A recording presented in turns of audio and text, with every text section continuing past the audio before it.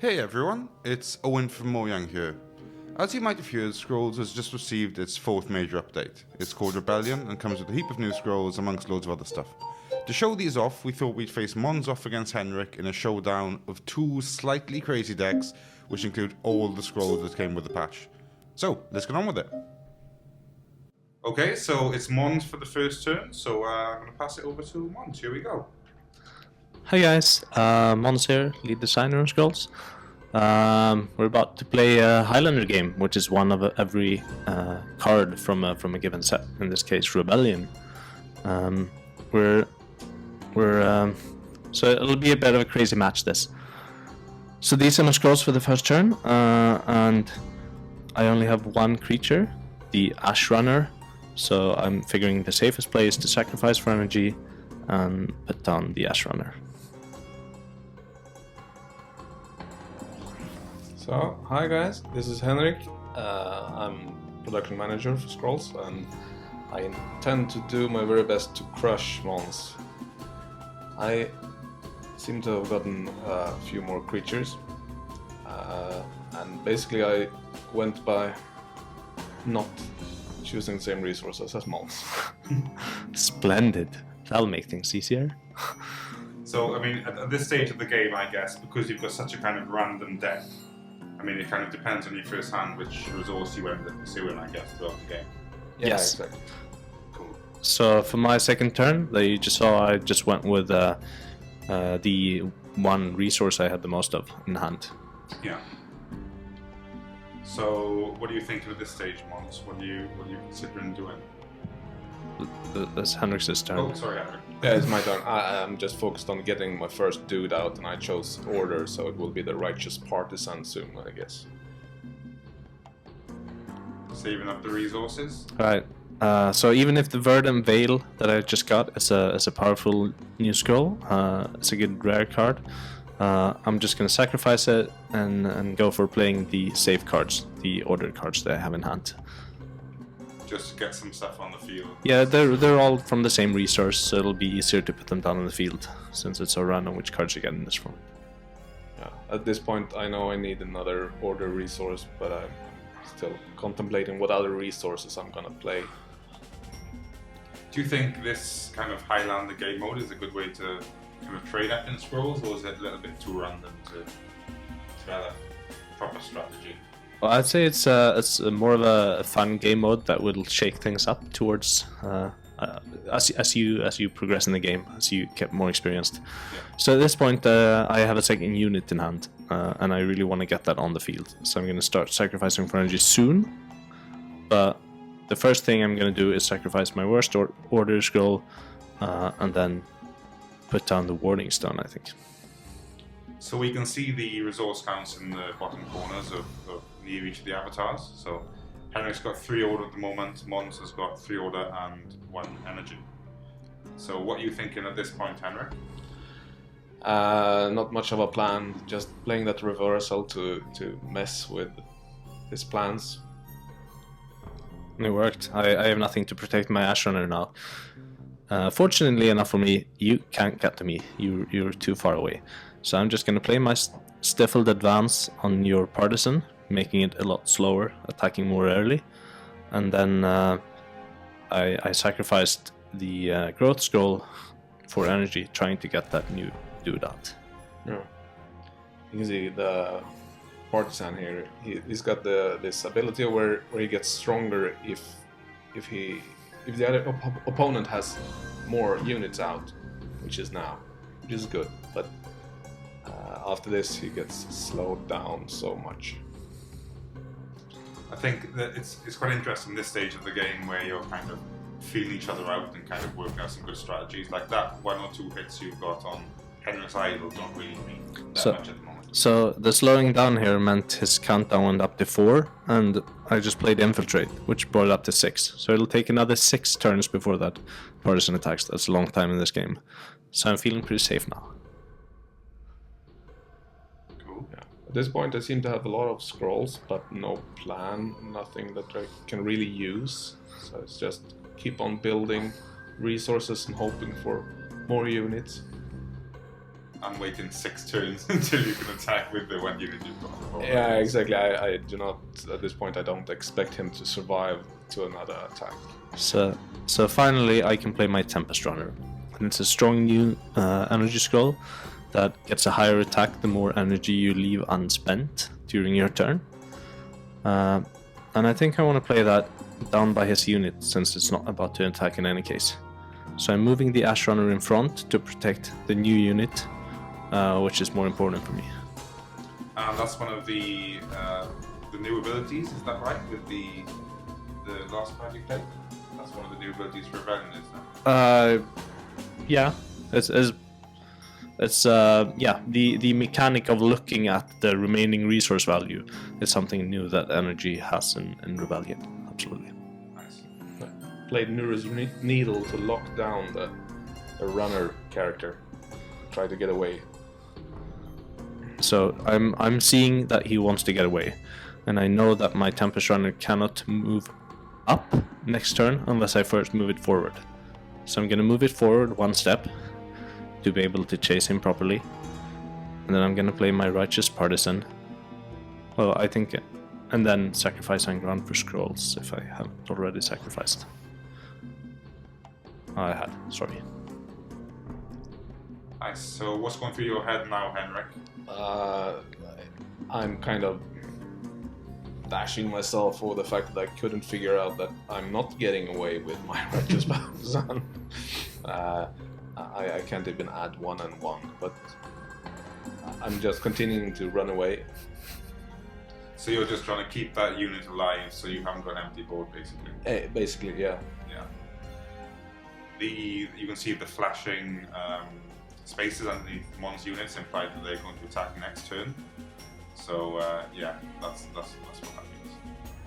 So you played an enchantment there. What was that, Henrik? Yeah, it's it never had any use in this match. It's an enchantment that causes other units on that row to get cursed when the enchanted structure gets damaged.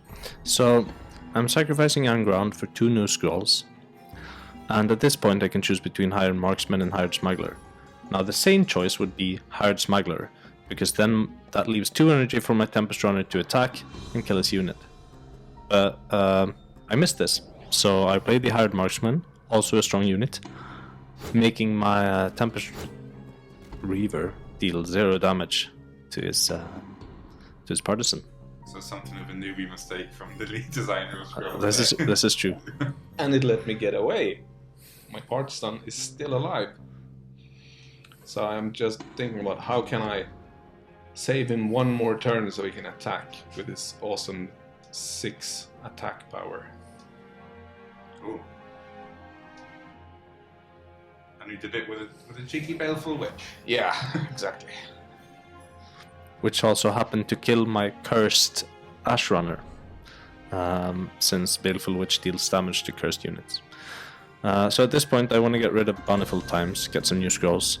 I want to play the Hired Smuggler to get a stronger board presence. And then I think I'm going to move my Partisan down to kill the Witch. Just looking to keep his board as controlled as possible. Playing the new unit in front of the Tempest Runner, which is about to attack, making sure I don't lose that. Nice. You can see that already it's a very diverse board already. Like you've already got some kind of lots of different faction cards down, and your hands look kind of so colourful with different things. I guess normally you'd have a more controlled deck because it's shown off all the new cards. Absolutely. Yeah, so you played Unground on my Marksman, which means that if your Partisan gets to attack with its full attack, as is, it would deal damage to the idol. Half of that damage would go to my Marksman, and the Marksman would die. So that's not good. So I'm playing Eclipse, and then Nura's Needle on your guy, meaning he gets 1 less attack, 1 less health, cannot move, and is cursed. That also means it can't move down to kill my Partisan. The Eclipse is an interesting card that converts all your resources into decay resource. Absolutely. Yeah, for one turn. Yeah, after 1 turn, nice. So that let me play a more expensive scroll than I would have otherwise been able to afford. Here I made a new mistake. I played a Verdant Veil to protect my partisan that actually gets to attack this turn. Then I tried to play Pilgrim's Feet on him, but the Verdant Veil makes him non-targetable for enchantments. So I should have played it in the other order. On the bright side, he has his move reduced by 1, so Pilgrim's Feet wouldn't have helped either. Yeah, well, A pretty big attack there, man. To get a 5 in on an idol at this stage is pretty nice. That's a significant amount of damage to my idols for sure. yeah, and one of the things in this new set is the Dominion trigger, which some units have. For example, the one I played up in the corner. So that when one of Monster's idols is down, completely destroyed, he will get Relentless, which is a good thing for me. So I used my marksman to shoot. It can target any unit anywhere on the board instead of attacking. So I shot down his partisan, finally getting rid of that. But then, as I dealt damage to the idols, half of that damage was directed to my marksman, also killing off my marksman. Because of Henrik's earlier enchantment. Exactly. So your lonely blade task, Henrik, what's your plan for that guy? I'm just hoping to keep him alive and eventually wear down one of the idols to get his Relentless effect. As for me, I'm contemplating whether to keep the conduit and maybe hope for a top Reaver Thea and expensive energy scroll, but I decided to just save the units, 2 relatively strong units that I can soon play. I'm playing the Ironclad Reaver, which is a unit that when it attacks an idol and damages it, it gets immune to damage until the next turn. Striped Fang Bear. So what's the deal with the Striped Fang Bear? He does not like humans, which Mons has a lot of, so he gets a +3 attack while there's humans on the other side, and he is relentless. So that'd be a good way to deal with his units. So relentless means that you will cut through each of the units if you've got any excess damage instead of just stopping in your tracks at the first one. So I'm just sacrificing non-unit scrolls here and playing some more units to better control my half of the board here. So what's happening here, Henrik? Not much. I didn't keep up with what happened. I guess I'm gonna try to play the Disciple to just block monsters' attacks.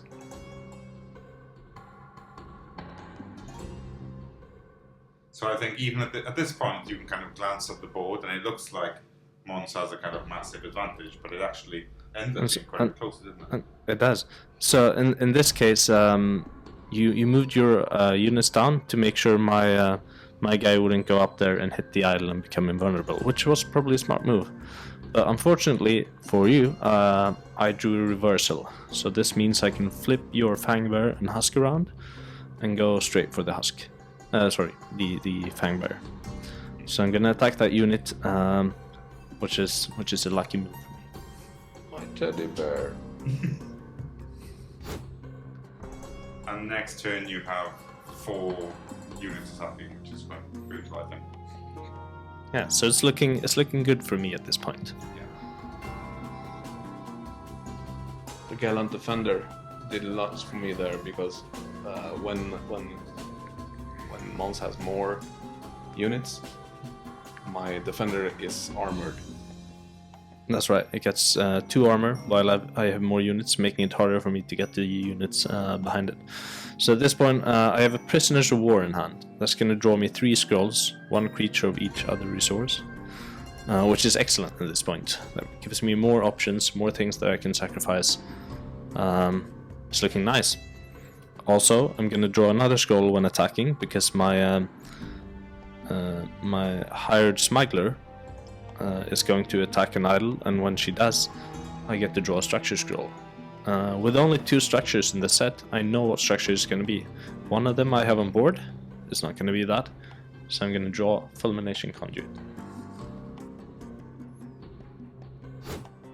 Nice. The first idol is down. And the second. And the second, yeah. So now I guess your thinking goes towards making sure one of those last 3 doesn't get taken down, Henrik.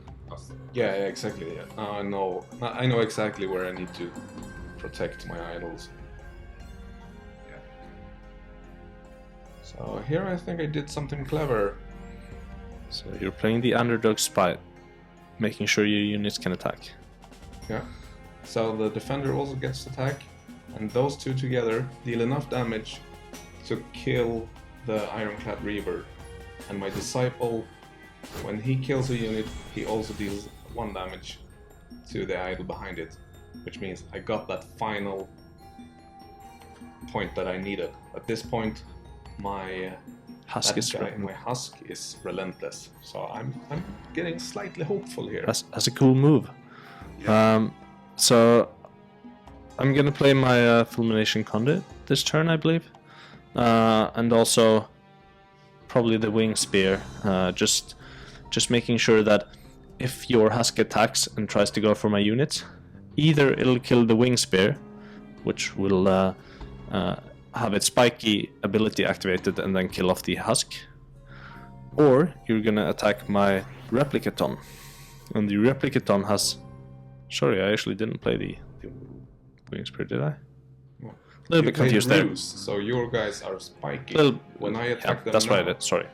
And my Replicaton over there, he comes back to hand since I have 2 energy, should he kill it. So Henrik was saying the spiky ability means that if Henrik did attack those units now, they would take 2 damage each. Yeah. As a kind of counter attack. Yeah. So it's a nice defensive play for the moment. But But I'm- you're going for it anyway, Henrik. Yeah, I need to slow down this game. I felt so. Just killing his stuff would slow the game down and give me more time to draw something that saves me. You're also playing Wings Water, which has significant health, protecting your unit from magic as well. And the bunny that will, hopefully for you, multiply into more bunnies. Yeah. But most importantly, block 1 attack. That's right. So at this point, my Tempest Runner, sorry, it's been renamed, Tempest Reaver, is about to attack. As is my Partisan and my Wing Spear. Wings Lancer? Charger? Charger. The Charger is going to kill the Wings Warder. But the Tempest Reaver is not going to deal quite enough damage to destroy the Gallant Defender, since that has armor, because I own more units. Now there is a way around that. I'm sacrificing my Fulmination Conduit, which will give me 2 extra energy.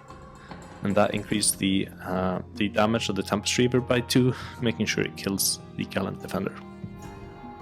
So in this case, you're actually trying to match his amount of units to give yourself an advantage. Yeah.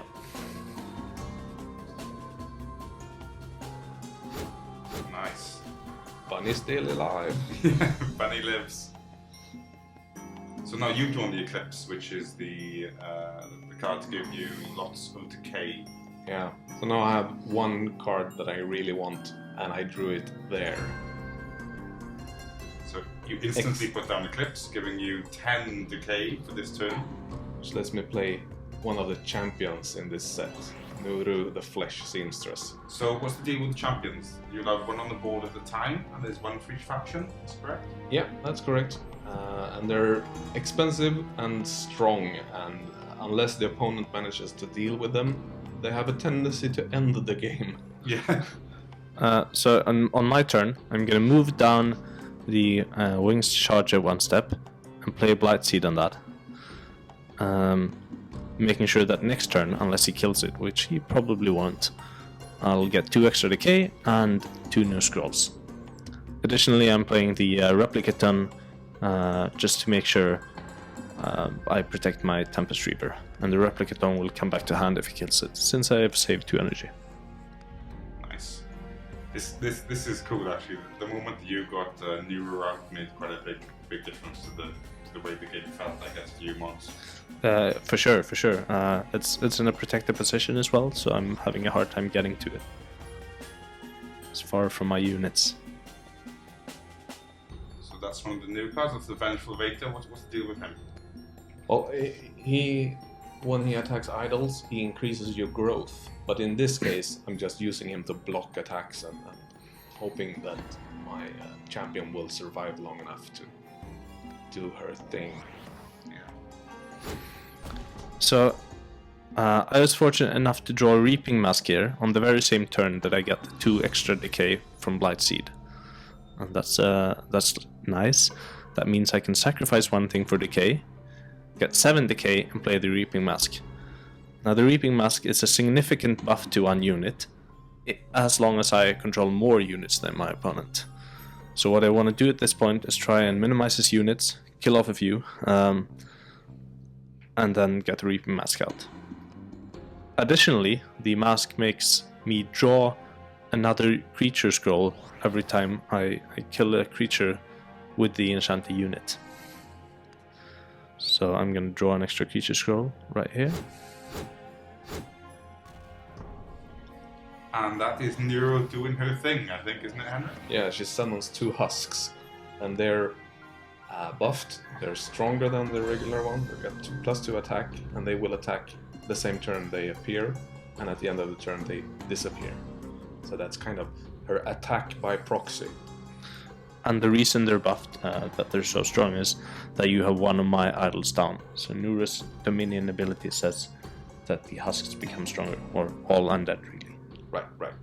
So Dominion and Pillage are the 2 new mechanics in the Rebellion set. So Dominion, as you say, if you've got more idols than your opponent standing, they have an extra buff. And the Pillage, how does that work? It's something that happens anytime you hit an idol. So when at the same time as you damage an idol. There's also something called Surge. I have a scroll with that in hand, the Vicious Strike. And that means you pay a cost, then it draws all remaining resources of that kind, and does more the more resources you spend on it. So in this case, I'm just gonna go ahead and play some units, try and make sure that I eventually get to make my Tempest Reaver attack, since Henrik played Infiltrate on it, slowing it down considerably, delaying its attack by 2 turns.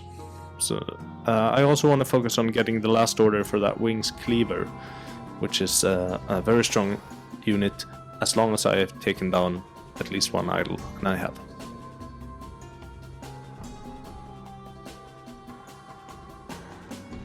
So with the Henrik, how are you feeling at this point in the game, Henrik? I'm frustrated about the small guy in the front there, that I'm able to attack, but I know that he'll just bounce back into Mons' hand.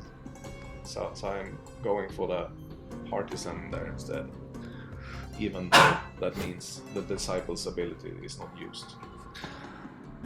But So- next to Neuro is back in action as well, which is kind of cool, so you get another 2 husks, hopefully.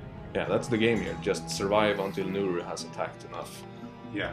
And for me, I really want to get that Wings Cleaver out. So I'm gonna try and get her out, play her in a safe position in the back, and then place as many units as possible in front of it. I also want to, if possible, keep my Tempest Reaver protected.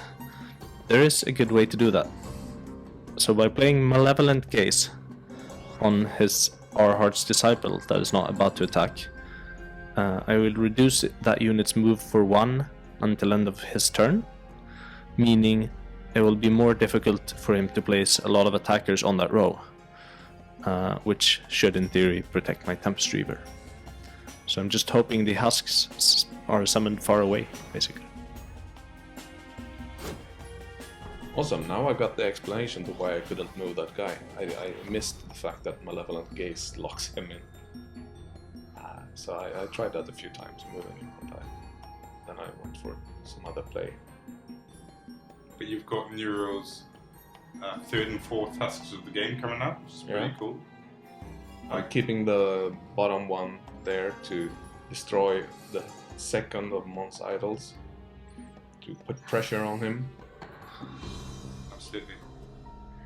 And this turn they're going to attack, so let's see. Is it going to pop? Yes.